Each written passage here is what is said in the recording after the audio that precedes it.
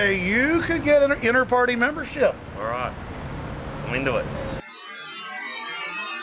I mean, that was actual doublethink. Steve, Paul, you want to comment on that?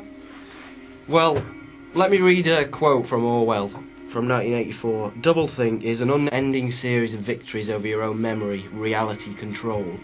To know and not to know, to be conscious of complete truthfulness while telling carefully constructed lies, to hold simultaneously two opinions which cancelled out knowing them to be completely contradictory and believing in both of them, to use logic against logic to repudiate morality while laying claim to it. And this is exactly what we saw over and over again in London. You've got a nest of, 6 or 7 cameras and people are out there saying they've never noticed them. It's like, it's a survival mechanism to deny reality, but at the end of the day, it's not even a survival mechanism, it's quite dangerous. We were asking the attitudes of taxi drivers about the bombings. They were all quite ambiguous. They kind of believed the government line at that point. Do you ever wonder who's really behind it? Well, I've heard there's people who think that other governments are behind it. You know, British governments, American governments, people have said that. Oh, really? You heard that some people think it's the government? Yeah. Yeah, I've heard that. Really? How popular is that view? Pretty unpopular, I would have thought. It is straight out of George Orwell's 1984.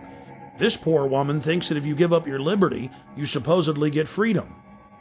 Yeah, well, we went to Stockwell Tube Station where they shot the Brazilian man. We basically noticed this woman who was working on the fruit stall. She'd been interviewed on the BBC, I'd seen her on there, so we went over to interview her. We were talking to her, and Alex asked her if she would sacrifice liberty for security. And she came back with, yes, I'll sacrifice liberty for freedom. I think people should give up their liberty for freedom. Liberty and freedom are the same thing. We then asked her again to clarify, just in case she made a mistake, and she said the same thing again. She was willing to give up liberty for freedom, which is really, it's direct doublethink, because the two things mean the same thing. We found the same mindset in Crawford, Texas, outside Bush's ranch, that we witnessed in England. Populations who are willfully ignorant, who revel in being lied to.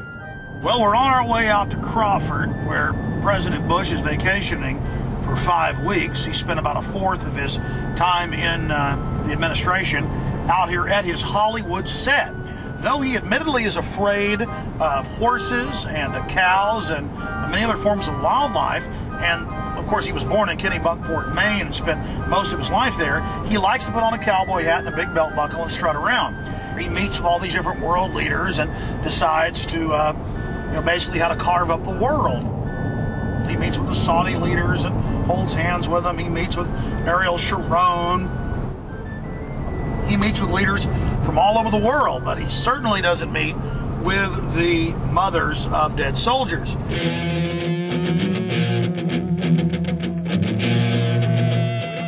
They don't have any skin in the game, so it's easy for them to say, let's keep our troops over there, let's complete the mission, even though we don't even know what the mission is. That's really a theme, that we got to get them before they get us. Do you think Iraq attacked us on 9/11?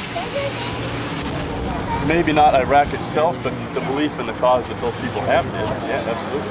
The 15 of the 19 hijackers came from Saudi Arabia. Bush is out at his ranch holding hands with the royal princes, but then we've got to go into Iraq.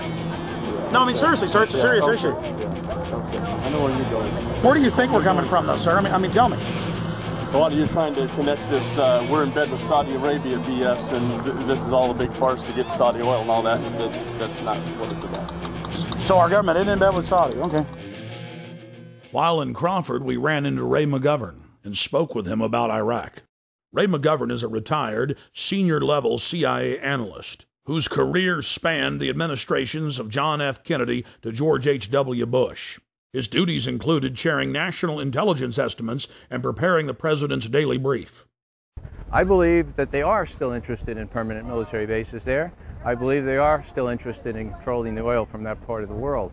And so it will be stay the course. It will be 6, 7, 8 U.S. troops killed every day or every week. And what's below the surface here was revealed to me by a very well-heeled gentleman who came up to me after a speech I made outside of Milwaukee in a very affluent suburb. He said, "Mr. McGovern, get real. I mean, what's your problem?" He said, you don't have any problem with, you don't deny that we need the oil, do you?" And I said, "No." He said, "Well, you know, 6, 7, 8, 10 Marines a week for the oil. You have to admit that's a very, very cheap price for the oil." I said to him, you know, "How do I handle this?" I said, "Well, the utilitarian argument is probably the best. I object to it," said I, "because we can't do it. There are 1.3 billion Muslims in this world. They're not going to let us do it. It's already widening. The borders are porous. We can't do it." Well, that didn't convince him. He said, "Well, I think we can do it." I said, "Oh, well, suppose your son was one of those 6 killed in Iraq last week." And you know what? He looked at me like it had never occurred to him. And it wouldn't have occurred to him because it wouldn't be his son, you know. It would be the sons from the farms. It would be the sons from the cities. And so he said, "Well, I don't buy that either." So I'm trying, well, maybe I'll try a moral argument on it. I said, "Well, are you one of those that likes to have the 10 Commandments brought into the schoolhouses and the courtrooms of this?" He said, "Oh, that's a great idea." I said, "Well, you know, if memory serves, there's one that says, 'Thou shalt not covet thy neighbor's oil,' I mean goods. Don't bear false witness." There's one, don't forever what. There's one that says you shouldn't steal. And there's also one against killing, if I remember correctly. So maybe you want to subtract 4 and bring in the 6 commandments into the schoolhouses and the courtrooms of this world. Get real." I said, "This is a moral issue. We shouldn't be going around killing unarmed civilians and causing more violence where violence is endemic." And what did he say, sir? He turned on his heel, marched out to his SUV, prayed for cheap gasoline, and drove home. I want the oil. Let's educate them, bring them into democracy, and take their oil. Apparently somebody took too much yellow acid and got, you know, the story wrong. The majority of the construction, and the vast majority, like I'd say 90% of the construction that I saw wasn't with the Iraqis, it was with the American bases that they were building. Concrete structures, incredibly permanent, designed to house thousands of soldiers for a long period of time.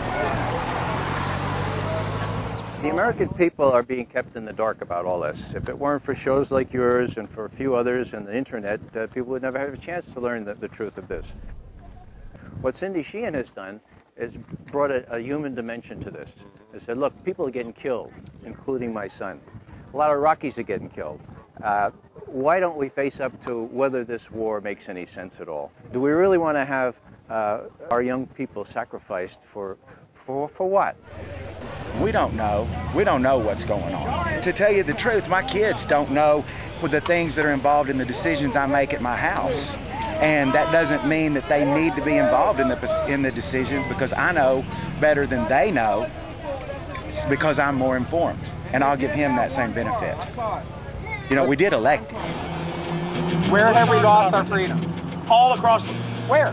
They're using Homeland Security against topless bars. They're using Homeland Security against toy store owners. They're using Homeland Security against pot dealers, and that's wrong. They're using Homeland Security, quote, against gang members. It's admitted. Are you familiar that the Gulf of Tonkin never happened? LBJ tapes have now been released. We went to war. Well, you know, I just got to point out to Wolfowitz and Pearl and Feith and Abrams and Wormsers, you know, people like that, who this has been their plan, and it's about, you know, it's about imperialism. It's about abusing a nation's natural resources. It's about greed and power, and it's nothing about keeping America safe or freedom and democracy for the Iraqi people. You know? I believe that America, right from the start of the Bush administration, has been focused on the use of American military power in order to extend control by America of strategic areas in the world. Now we have the Downing Street minutes, which show that as early as July 23, 2002, the head of British intelligence, just back from Washington, said to his prime minister, "It's a done deal. The decision for war is inevitable. The war will be, quote, justified by the conjunction of terrorism and weapons of mass destruction, and intelligence and facts would be fixed around the policy of war." There's the proof that the intelligence all this justification in quotes for the war was a fraud from day one.